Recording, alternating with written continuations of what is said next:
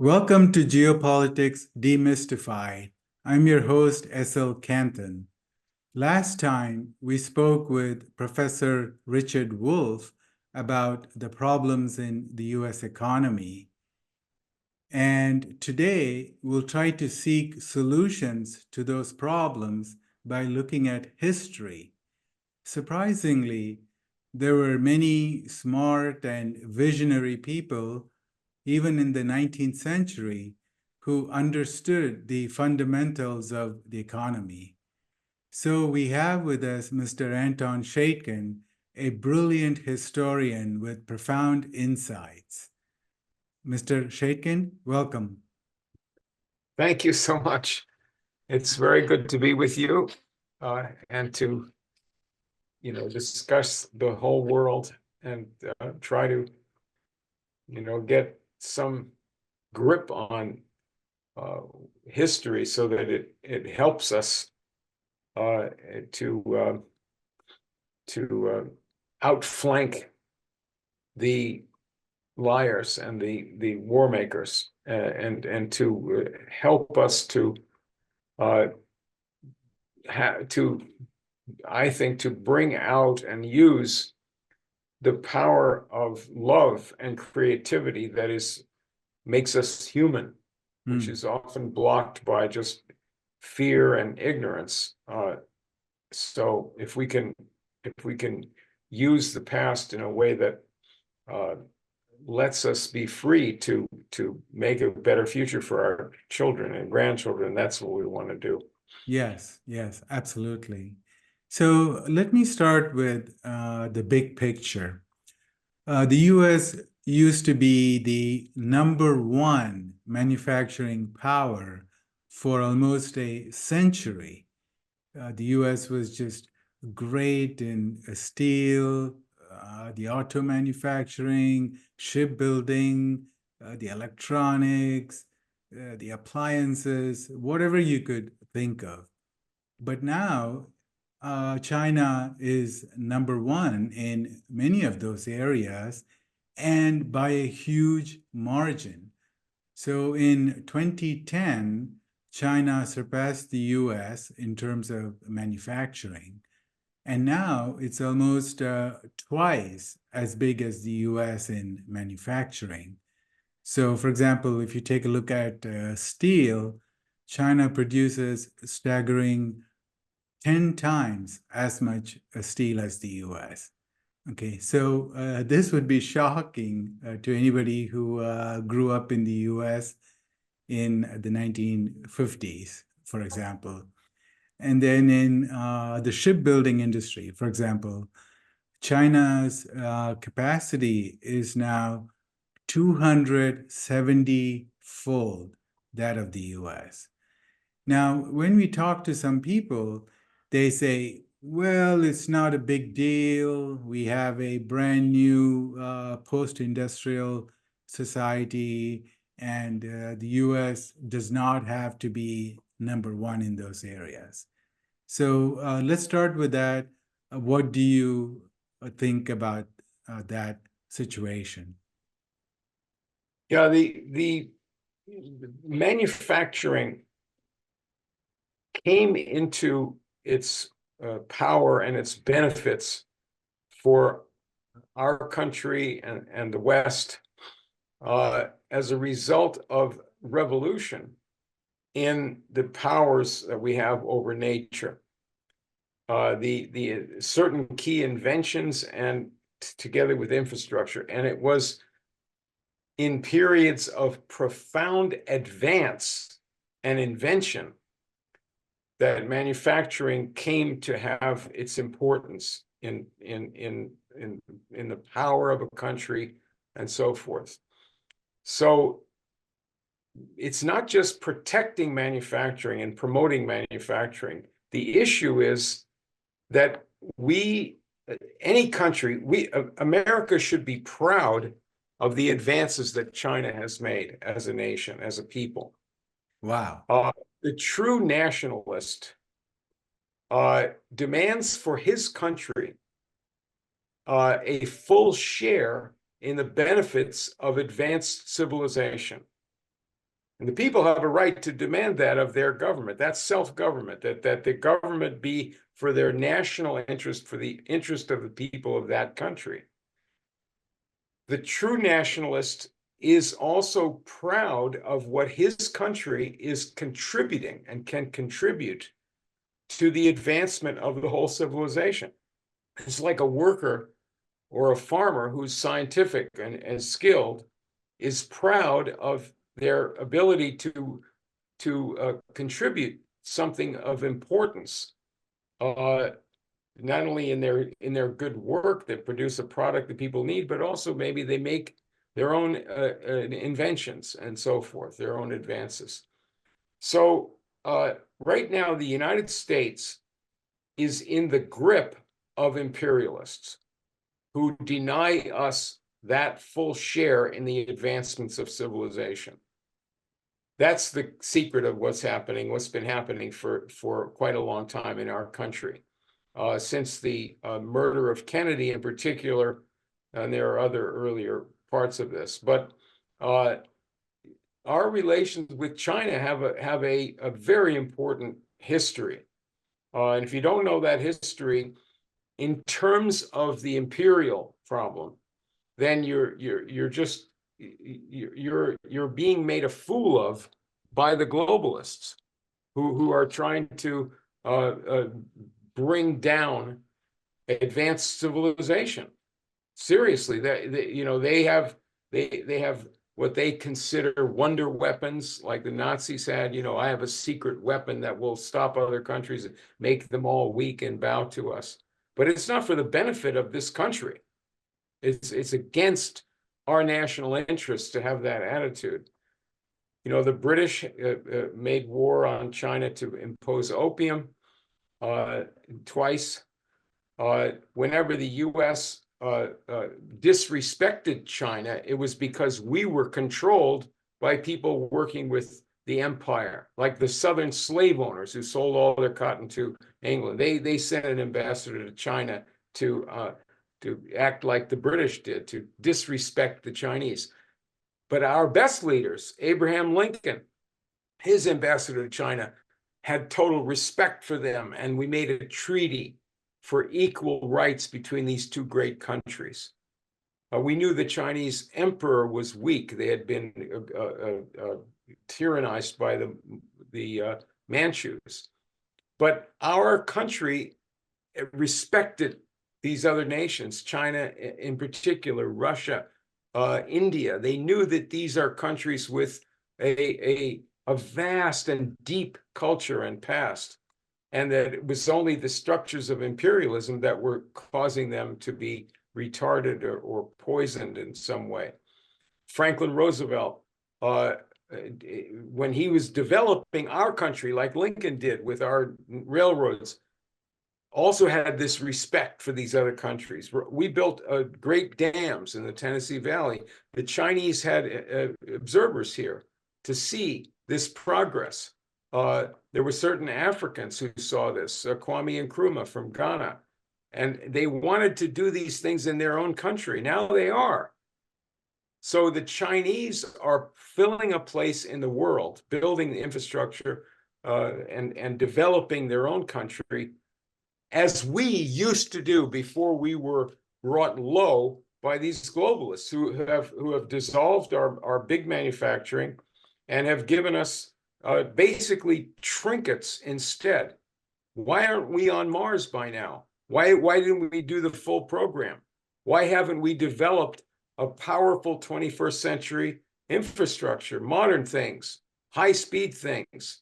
Don't tell me about the speed of the screen by which your 3-year-old can be hypnotized by looking at a telephone. Tell me about the power to make people skilled and fill their needs and have a beautiful future. That's the true national interest, and we share that with China. That interest, we don't have it. The Chinese do right now. Mm. So, what happened? What was it that made the U.S. lose sight of the basics, and they forgot what made the U.S. Great in the first place. So was it the banking system, like the Federal Reserve Bank, or was it going off the gold standard in 1971, or was it the rise of the corporate power and Wall Street, who just want to focus on the profits, or was it just a genuine belief that the U.S. can just move on to a post-industrial society? Well, What was we it? have to we have to ask where these beliefs come from. And so it's not just that our country followed a wrong approach or a wrong model at a certain point. You know, if you compare economics to astronomy, it used to be that astronomy was controlled by really crazy reactionaries, religious reactionaries, who had their own reasons for doing what they did. And they said the earth is, is the center of the universe. And the ancients knew that wasn't true. So this is some terrible stupidity. We don't have that anymore. People are free to explore astronomy. But in economics, there is still a powerful interest by people for the interest of their clique or their set that sets up a false doctrine that contradicts the interests of their country and of the world. And people are taught this doctrine. For example, a completely false, ludicrous false doctrine of free trade. Which no country ever got powerful and rich by following free trade. Every country that developed protected their industries. And again, this is not against other countries. We wanted them to do the same thing, and we would cooperate. But the problem is monopolies by these overtrade by these imperialists. So in our country's history, ever since our revolution against Britain to be free to follow our own destiny, ever since that time, there's been a faction that was oriented towards the imperial system and not to the national interest of the United States. Some of them were bankers. Some of them were the slave owners, very important. They wanted to just get their goods from manufactured goods. They didn't want the US to become manufacturing, because if it did, then the whole culture of submission by Black and white in the South is gone. People who are skilled will not put up with some stupid landowner, who doesn't even have the skill to run his own farm. Right? And it's the same thing with any other of these rulers. They are misruling us.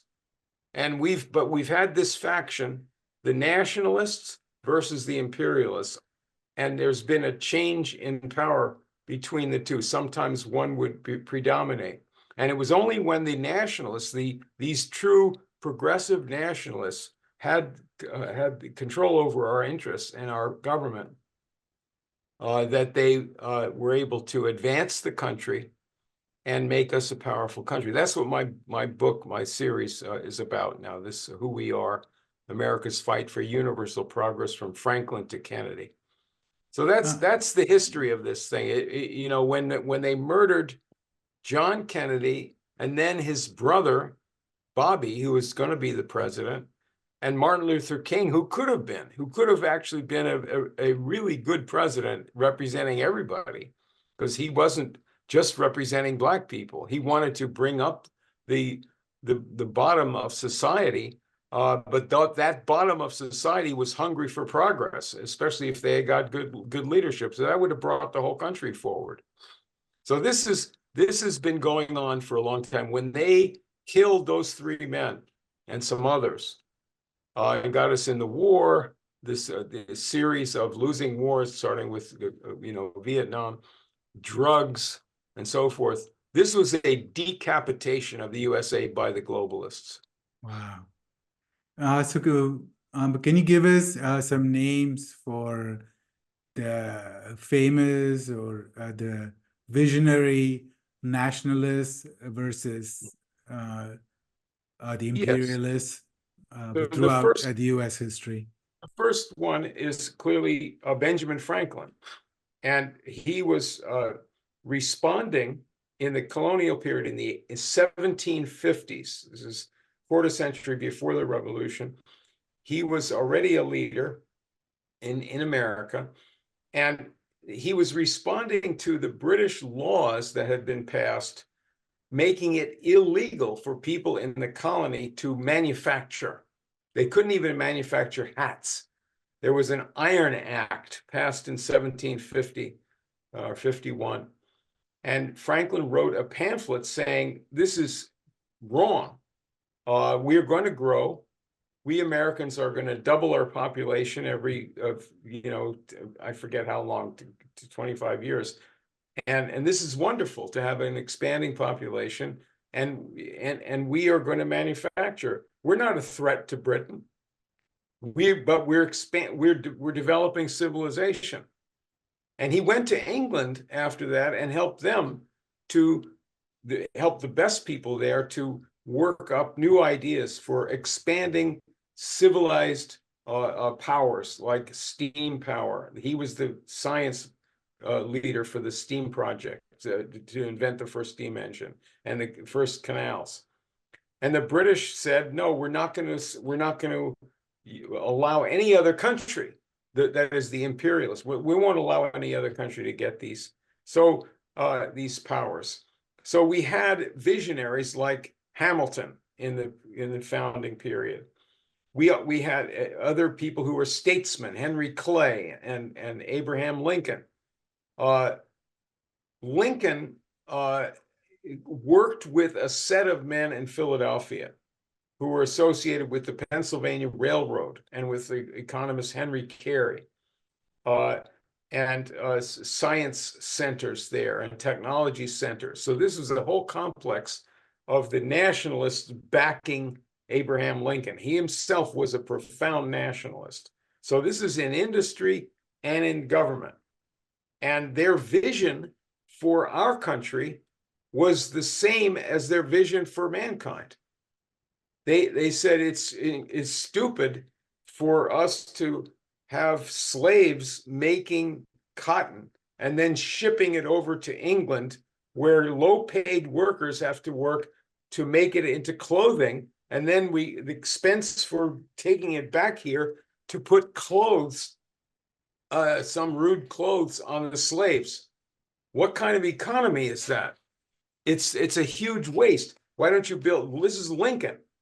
Why don't we build factories in the South, right next to where these cotton plantations are, and we'll save all that expense and have a more powerful economy. And of course, it's going to change the South, because if you can make a lot more money in manufacturing and have skilled workers, everybody makes more profit and does better. But you're not going to have slavery because no one would put up with it. So this is the way that civilization advances. We had Edison, a man who is now disrespected by many historians and by some populists who have been fed a line against him, that it's not right for you to bring out these new forces of electricity. So they claim he didn't even do that. They have many different claims and lies against any one of these people that have advanced civilization. So in my work, in my research, I've been able to show, I believe, that all the great advances of our civilization have occurred because people were excited about making those advances, not just to make money. And so this contradicts the way people think about history. Yeah. So, like you mentioned, trade, how no country follows a fully free trade. So can you go into the nuances of uh, how to do trade? So you cannot just fully shut down the border to trade. So obviously you benefit from Right. trade, and at the same time you want to protect some of the domestic industries. So, can you go into, say, like the Hamiltonian theory, or the German guy, what's his name? List? Friedrich List, Yeah, Friedrich List. Bismarck. So, can you like briefly touch upon the theories of trade?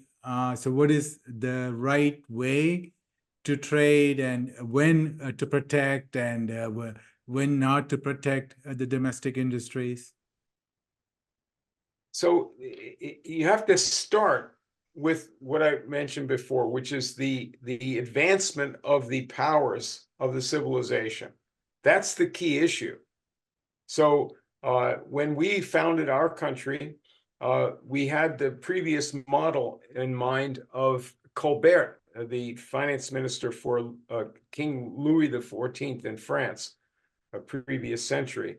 So Hamilton and George Washington were nationalists, and Hamilton had his report on manufacturing, which said, here's the plan, that we will change over from being an agrarian country to having power in manufacturing and agriculture. That means scientific agriculture and science in industry. That will raise living standards. It will bring a whole lot of immigrants in who want to have a better life.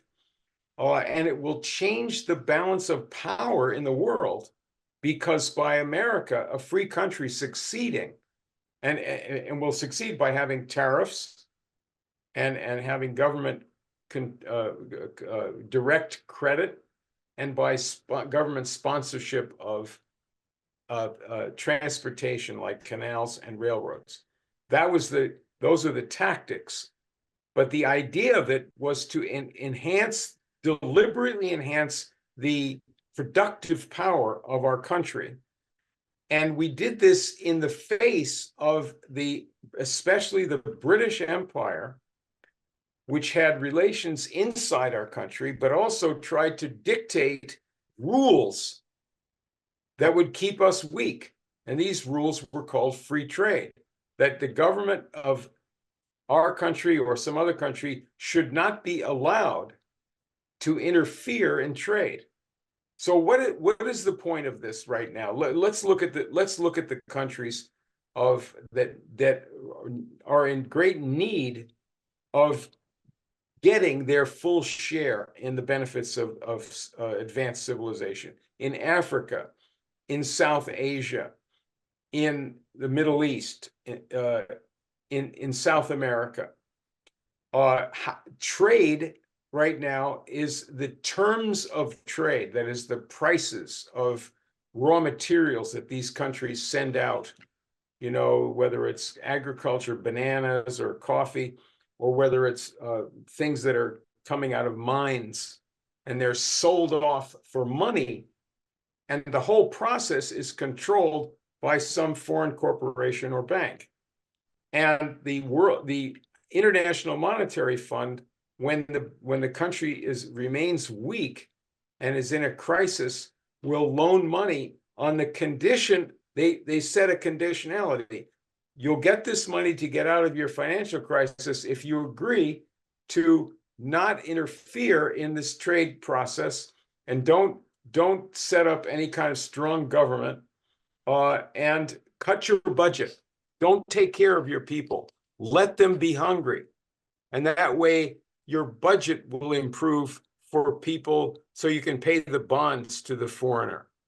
And of course, this is designed to keep the people in a state of backwardness, and also to promote chaos, because poverty always leads to chaos and conflict. So what would be better than that is to have international cooperation in a region and with the great powers. China's doing this with people in other countries.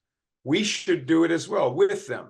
And that would be to have other rules that are not just rules, but positive investments in the ports, in the steel mills, in the colleges where real science is taught, physical science, not some sociology crap, you know, and so that we're looking towards a rapid increase in the power of each country to have a full share in civilization. They used to call it a full set of manufacturing and other capabilities. Each country should have that capability. No country should just, oh, well, we're good at producing tropical agriculture, or we have a lot of natural, minerals.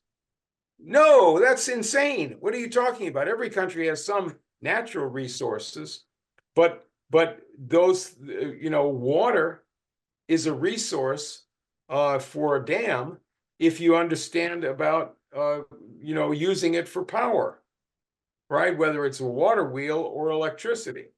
It isn't that kind of resource otherwise. So these things all depend on the advancement that an unequal trade and financial monopolies try to prevent countries from escaping from poverty. And it's in our interest as a nation that every country should rise. It's a much safer world if there are 100 powerful countries that are friends in the excitement of advancing our civilization. Our children will enjoy that a lot better, and they'll respect us more if they can get a job as an engineer in some exciting high-speed, project or train or the, Mars project or whatever it is. Right? That's civilization. That's our safety and our interest. Oh, you're on. I don't hear you. Oh yeah. Okay, sorry. There you go. So can you share with us some fascinating or fun history from the 19th century in terms of the infrastructure, manufacturing, like say the cotton mills or the steel industry, and well, how they grew. For example, I was just reading your book today about the Midwest and how Chicago and all these other cities like Cleveland, they grew tremendously just because of the canals. That's right. And just a few canals, they just transformed the history of those cities. So can you share something that can Sure. be like motivational for a young American who might be living in one of those towns that that look very sad these days? So infrastructure has in our history has important, very large historical reasons for it. First of all, we were confined originally to the East Coast. We couldn't transport goods across the mountain chain, Appalachian chain. So we could, if we build canals and later railroads out to Ohio and Illinois and those places, then we could incorporate them in a big national zone of industrial and agricultural progress. So we're greatly advancing the economy. Also gives us good sense of nationhood. It also gives excitement to the young people that see this kind of progress going on. Abraham Lincoln was a teenager when living in Illinois, Indiana, and then Illinois, when our government under John Quincy Adams, president, was promoting these canals, and when canals were being developed out of New York State by the governor there, DeWitt Clinton. So he was full of ideas about what he would do if he ever got the power to do something great. He later was president. So there was a governor of New York, DeWitt Clinton, in the 1820s. He had a vision of building a canal from 300 miles across forests from a river to the Great Lakes. And the president, John Quincy Adams, had a vision of developing the whole country with manufacturing and thereby getting out of the plantation system of slavery, right? If you get a whole new economy. So these kind of people were working together. There was also the leader of West Point, the military school, which was developed as the first great engineering school. And so General Swift was the head of that school and was part of developing these infrastructures. So their plan was to build a series of canals to one of the Great Lakes, and then from there connect to other places along our several Great Lakes to bring a complete canal system and inland waterways hundreds and hundreds of kilometers away from the coastline, so that we are, you're creating a new geography. Abraham Lincoln did a remarkable thing to develop a new city based on making Chicago, which is on Lake Michigan, a little tiny town, to make that a great world seaport. And it's 1,000 miles, many long distance from the coast. So he did that by promoting a canal to connect the Lake Michigan at that place down to the Mississippi River. They had to eventually make a river run backwards. And tremendous engineering. This is the Illinois and Michigan Canal. He was the great champion of that, and also of the Illinois Central Railroad. He was a lawyer and a promoter for these railroads. And it was based on his vision that we can aim for the stars, that we are, he wrote about and spoke about the great history of mankind in inventions and discoveries, that human beings, unlike beavers who do work, but we improve our work with inventions. So he was aflame with ideas for the advancement of mankind. And it was Lincoln especially who was the emblem and promoter and the real story behind the advancement of the United States that made the world proud of us.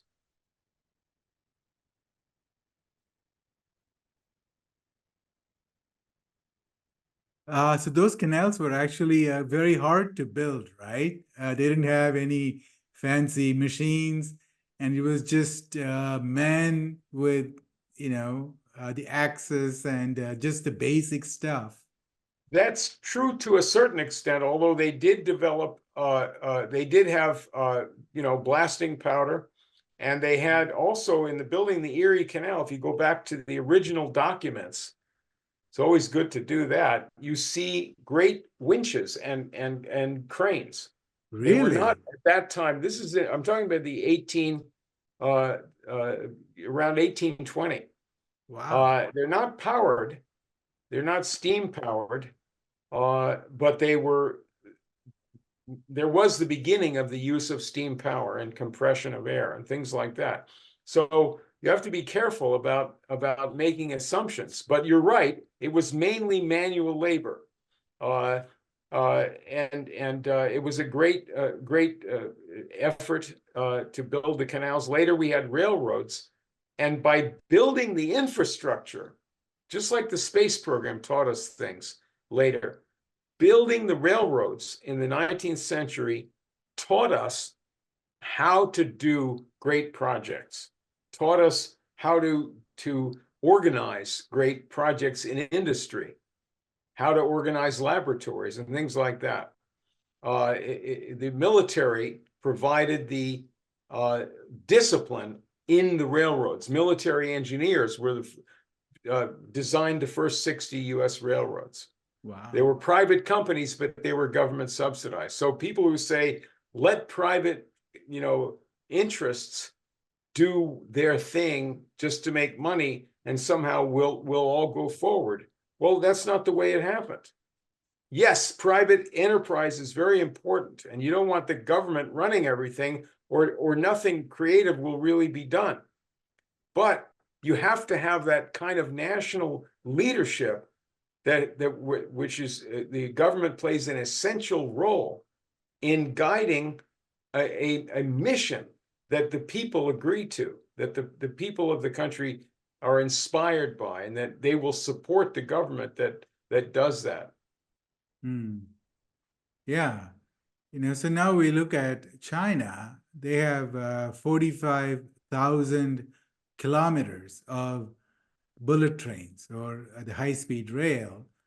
And then we see videos of, trains that are moving at like 5 kilometers per hour in the And US. exploding. Yeah. Exploding and spilling chemicals like they did in Ohio repeatedly. This is where you bring up a very interesting point about tariffs.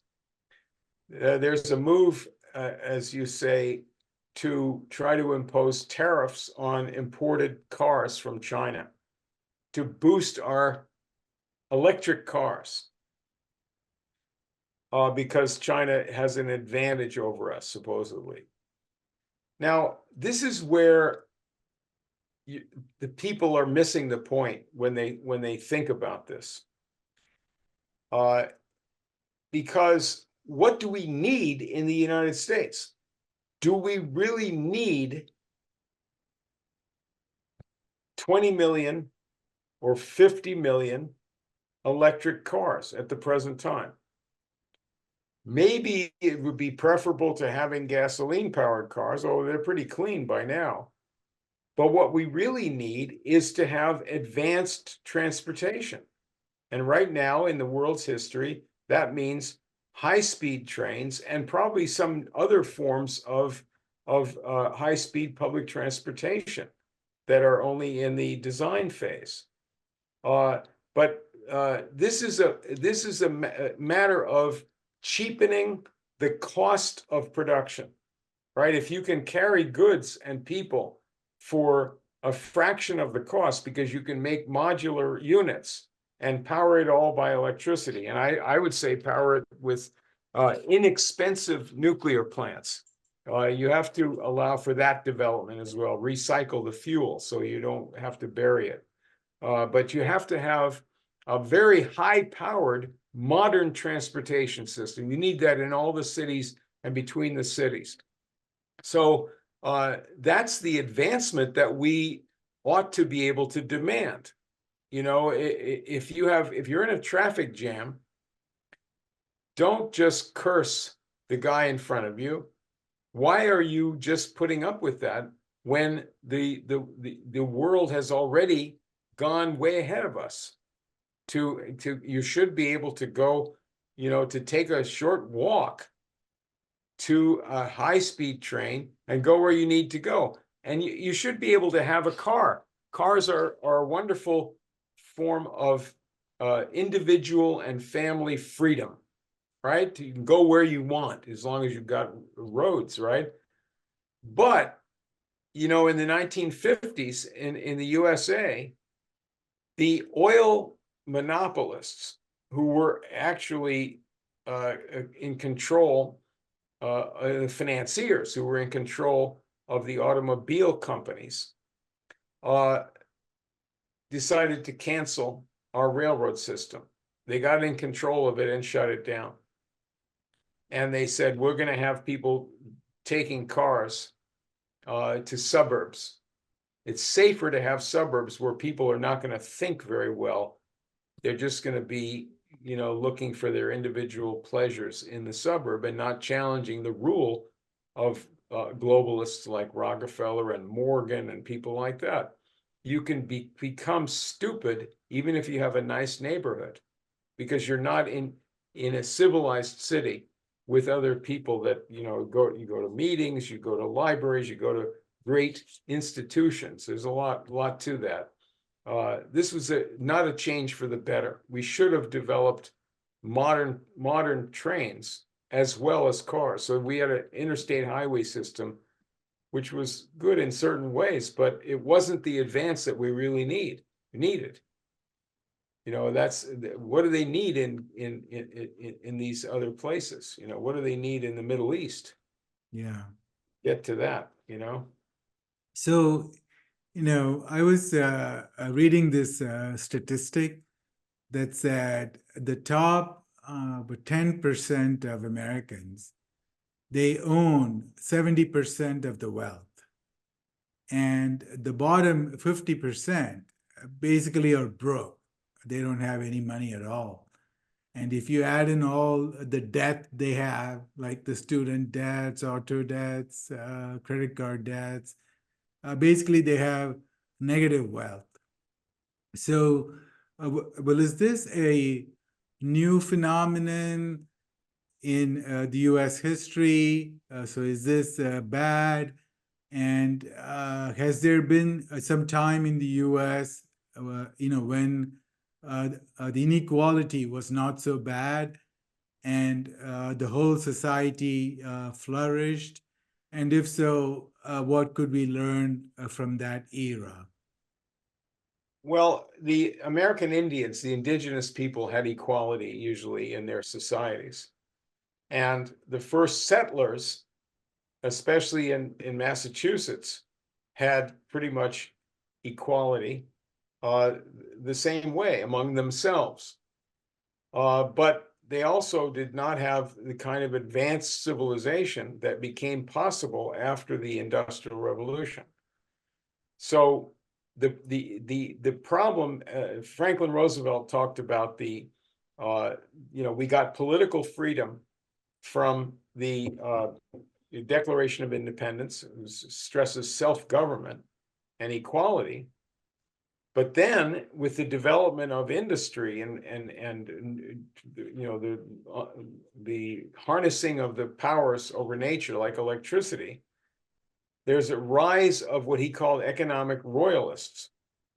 And this is an elite stratum of people in control of the various productive forces and raw materials and so forth. This is much more out of balance than what you cited. Right now, it's to the point of almost science. It's really like science fiction, because you have the 1%, or even a fraction of the 1%, who own or control many times the value of the world's wealth. And what does that mean even, right? You're talking about fictitious capital, fictitious instruments of trade and of speculation, like derivatives and other crazed forms of financial games. And so they are skimming off the wealth of the world. This is done originally in London and then in New York and offshore places where they don't pay taxes and so forth. Now, the real question that you have to ask is a very different kind of a question. Not, I resent that the rich people own all these things and I don't. That's not the real question.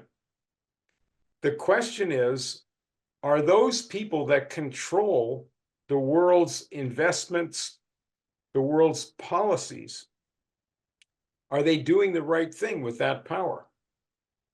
And it's clear with the wars and the poverty and the drugs and many other things, but the mass murders going on right now in front of us, in Gaza and other places, it's clear that they're not doing the right thing with their power. They're murderers, they're crazy people. And so the real issue is, for a revolutionary who wishes to correct this insanity, is what should be done with the power to organize the affairs of our country and for other people to organize the affairs of their country. What principles, not just principles to follow, but what are the needs of people, and how do we fulfill those needs? Our country is always at its best was based on the idea of self-government. And that means that the people have the right for their government to protect their interests and advance their interests by advancing the national interests. That would raise the living standards, that would raise the skill levels, that would raise education. That's our right as a people. And so that's our Declaration of Independence. That's our nation, almost more than any other country. So if we look at Gaza, where the Israelis are bombing and destroying the people there, and the US is sending the bombs to do it, we are saying to the world that we have given up our nation, our nationhood. We don't believe in self-government. Right? Isn't that what it says? If the Israelis can occupy these other people, and this has been going on for 75 years now, there's been a war, revenge and bloodshed intermittently. And the US decided during the Cold War to let that happen.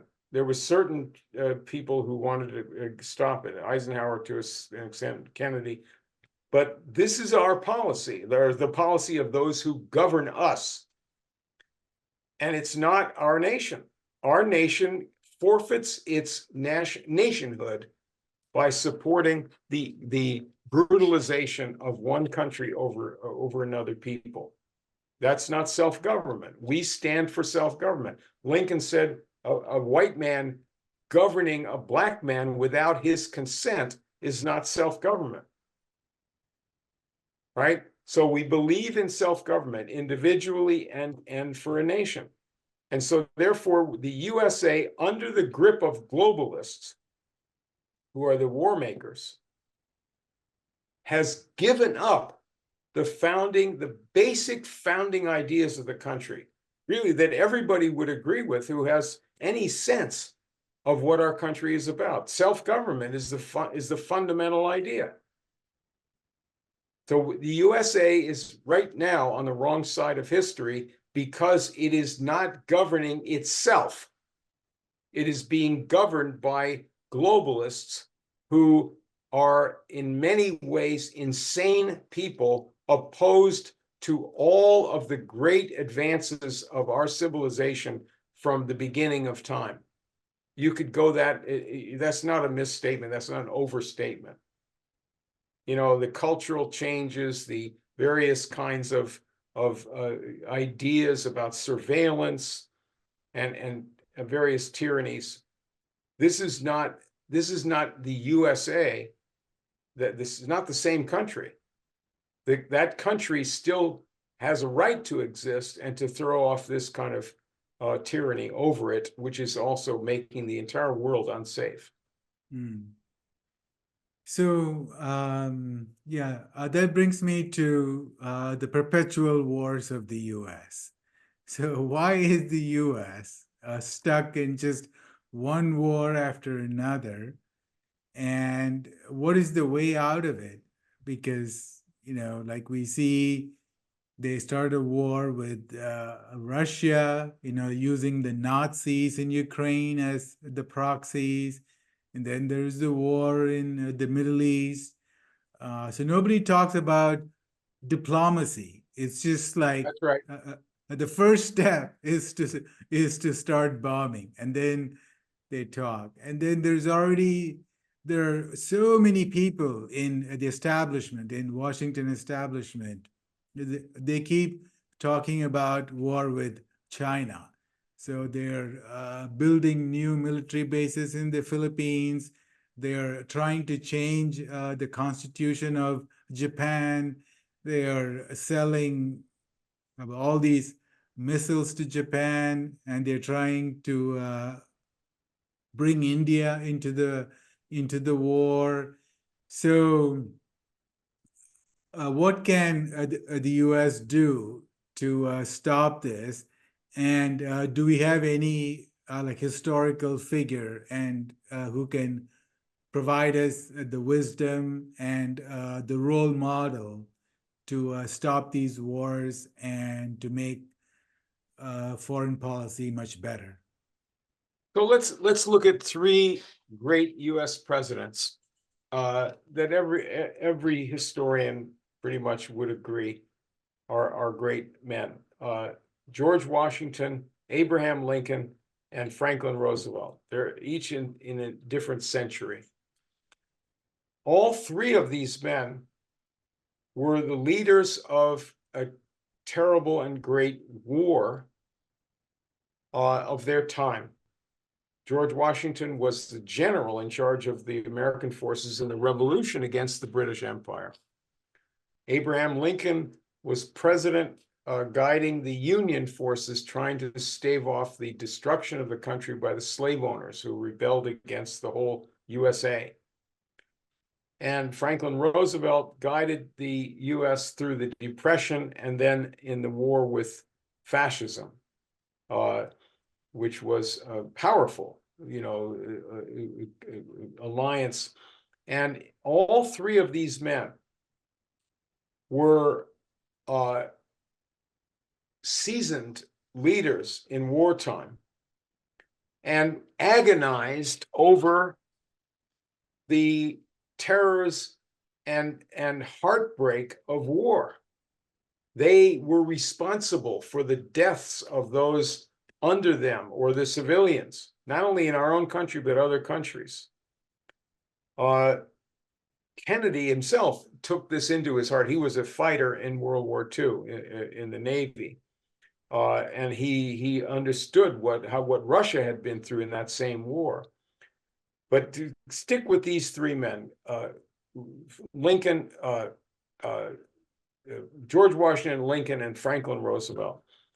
So they, having been through these wars, where the objective was ending the war. You're not in the war to kill and murder as many of the other side as possible. You're there to break up their power, to keep a war going, and to prevent them from doing it again, and to prevent other wars from happening.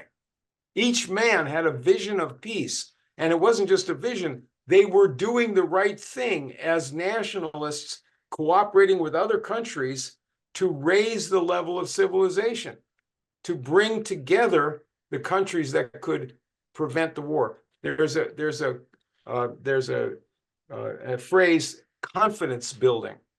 We want to have confidence building measures between the great countries so that the other country sees by what we're doing that we are not moving in the direction of war, but that we're building up the ability to have a sustained peace.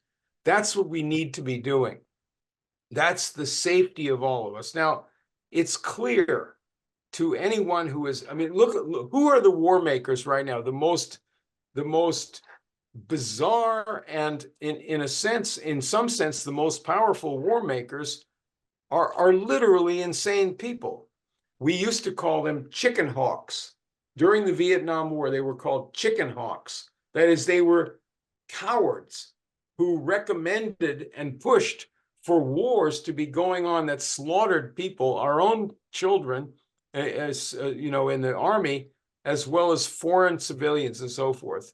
They themselves did not participate. They were not war leaders themselves, unlike these great past leaders of our country. So this is the difference. What is your objective? Is your objective to protect the interests of your nation? Then you want to have confidence building measures. Kennedy made a treaty with the Russians to scale back the testing of nuclear weapons, and these are confidence building measures, not just to stop polluting the atmosphere with radiation, but to show the other side and our own people that we're going to be safer if we back away from using H-bombs to destroy civilization. Who would change that in the direction of taking a greater and greater chance of having a nuclear war? What kind of person would change that? Are they Americans? I don't think they're really Americans. They're not looking to the interest of America. I think they're basically criminals or vandals that are very immature in their emotions. They are guided by the various allegiances to various financial interests and other interests that make them not independent thinkers themselves. They're not creative people.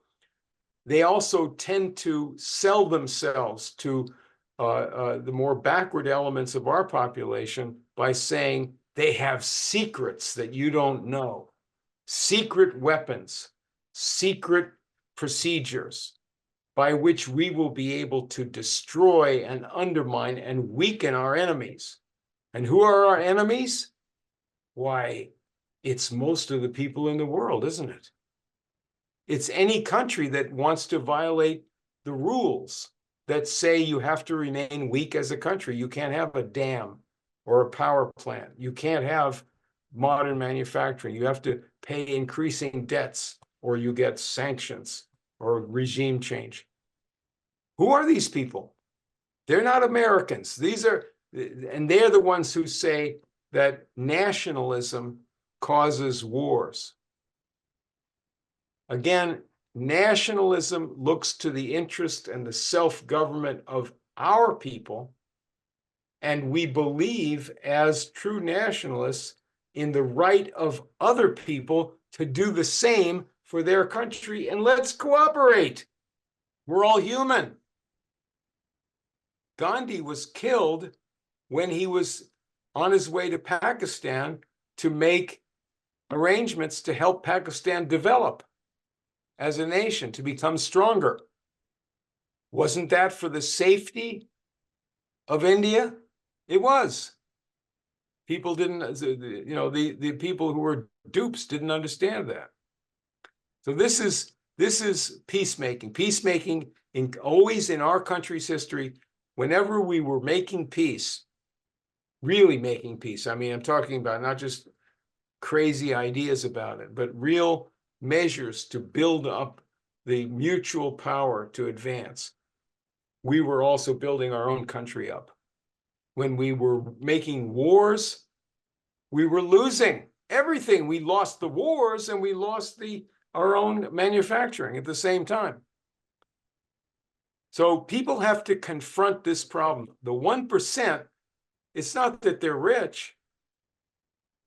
In fact, they own a lot of things that aren't even real, right? All these derivatives that have made everything so precarious in the economy. But it's that they're doing the wrong thing with their power. They don't understand how to guide the world. So we need to go back to our history to see how we made these advances in the past and what kind of measures advance our beautiful and precious civilization. Okay, so one last fun question. Suppose if Lincoln and JFK, they had not been assassinated, what would have happened to the US? So how would the history have evolved?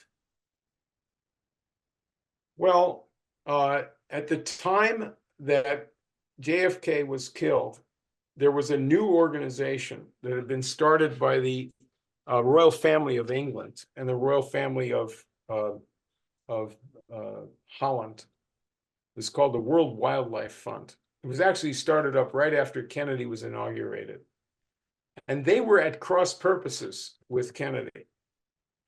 And this is the new idea of the need to stop the forward motion of industry and population, to depopulate the world and to really make sure that people get into conflicts with each other, especially in Africa. So this is an organization of the oligarchs. Kennedy represented the Franklin Roosevelt, Lincoln, American Revolution idea that you should have advancement. So he was promoting, for example, the use of nuclear power, nuclear energy plants with recycling of the fuel, so you don't have to worry about the waste product, and that these would be used for desalination. And he changed, with the Russian cooperation, he changed the International Atomic Energy Agency, the IAEA, and to go with this idea of mutual projects for nuclear energy, electrification, and irrigation, and particularly for desalination projects. Now, eventually, this is going to come into a clash between these two ideas, a direct clash. There's never been this kind of direct clash. China, India, all these other countries that are rising go along with this world wildlife idea. You know, global warming, other things where, you know, well, we need to cut out fossil fuels and so forth. They go slow on it. They do things. They have solved smog problems, so forth. I'm not talking about that. I'm talking about the idea of Malthus and the British imperial economists who say that human population must be cut back. We have to destroy the poor people because they're the cause of poverty by having babies, not imperialism. And so this is the source of this kind of radical, you know, anti-industry point of view. I'm not talking about people who criticize companies for polluting someplace or for ripping off the public or poisoning people. That's not what we're talking about here. We're talking about the right of a country in Africa to have high-speed trains and dams and to have electricity. That's their right as human beings. And so the Kennedy American idea of progress would eventually, especially in the rise of these other countries, come to clash. And when he was murdered, you got very ignorant people who in the government of the United States with these financiers and old nobility and all this crap from Britain and continental Europe behind them. The ignorant men who tried to use cheap labor, and they started to accommodate the US to this idea coming out of the royal families of Britain and Holland that mankind had gone too far in its progress. If Kennedy had stayed alive, then you would have seen, I think, great changes in China. Mao Zedong was a result of, with the worst things that they did with the backyard steel mills and killing intellectuals or something. That doesn't express their national interest. So I think you would have had a terrific change in China, and the US and China and other countries. He had a great ambassador in India, John Kenneth Galbraith. So he was favorable to the Arab and African nationalism for progress. Same thing in South America. So I think the US would have provided leadership that would have given you scientific solutions to the world's problems, including pollution. But not to say that you have to kill off the next generation to save the world from people. Who says that? Well, the British Empire did that war after war, and the US is doing it right now with all of its wars. So if Kennedy had lived, if Lincoln had lived, we would never have had the discrimination against the blacks in the South, because he would have advanced the industry in the South to change it away from just plantations. These financiers in Boston and New York wanted to keep cheap labor, even if they weren't officially slaves. So they wanted plantations that they could suck off of, with cheap labor. Lincoln said, what we need is industry. We need steel mills in the South. We need to change the way of life for their own benefit, right? Get good jobs, and also bring immigrants in there to bring in some fresh blood, because ignorance causes a lot of stupidity in the population. right? So that's the idea, that Hmm. these leaders were promoting progress for their own country and for other countries. That's what would have continued. And I think with this kind of historical, outlook, we need this to be able to overthrow the rule of the globalists. Hmm. Wow. So, all right. So, one final discussion. So, please but tell us about your part two of the book, who we are, what is it about, and what is the message, what is the story, what are you writing about? Well, the first volume was published in 2020. I'm finally finishing volume 2, and it's got 12 chapters. This covers the 19th century, and it goes through the Lincoln's the rise as a thinker and his administration and the ideas at that time and the people, the different actual individuals who built these industries. The steel industry was a project. I just finished the chapter on Thomas Edison. It's the second to the last chapter. The last chapter will be called America and the World. And it's principally about a small group of men in Philadelphia who were working with many different foreign countries to allow them to break free of imperial control and develop as modern industrial powers. Germany, Russia, Japan, Ireland, Colombia, Peru. Fascinating story. That's the USA at its best, to help other countries to become powerful while we are building up our own industries at that very same time. I have in the chapter on the West, I go into the crimes against the American Indians, which were going on at the same time as the nation was advancing. So this is it's not just a black mark against our country. It is something that has never been resolved to the present day, because there's no way you're going to stop, keep the buffalo herds. If you're going to have railroads, they're gone.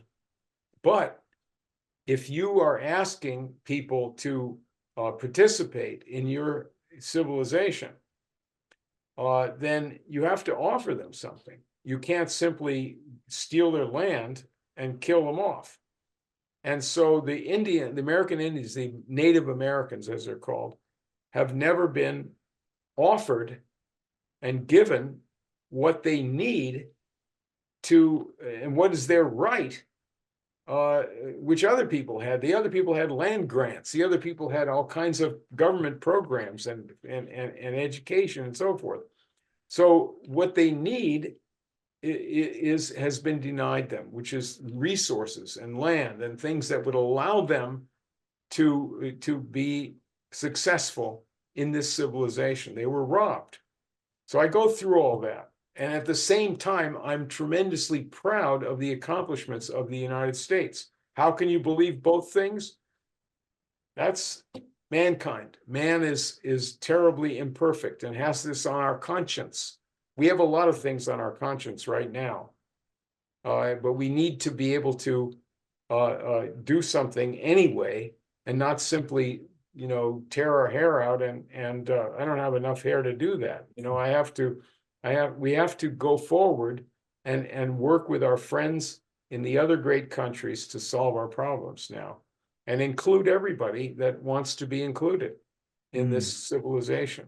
You can't force people to join your civilization. That's not civilized. Yeah, right, exactly. Because if you have a good system, and if you're peaceful and prosperous and happy, then the rest of the people would want to follow you. They'll That's right. be, yeah. Exactly right. Yeah, that's it. Mhm. Awesome. So when is the second book coming out?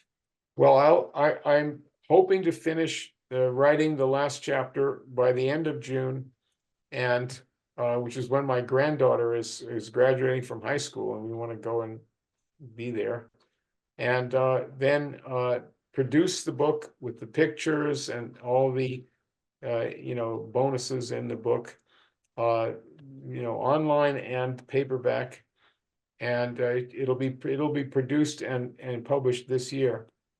Okay. So you can get on and subscribe to my website, the Substack, AntonChaitkin.substack.com, and see the progress. And I post something every Monday morning also. Yes. Yeah. Articles and stuff, everything. Wonderful. Well, Anton, thank you so much for your time again. And we hope to have you back again in maybe a couple of months when you're freer, and maybe when the book is finished. We would love Great. to chat more about sounds Abraham good. Lincoln. Awesome. Thank you very much. All right. Okay, bye. Thanks, Anton.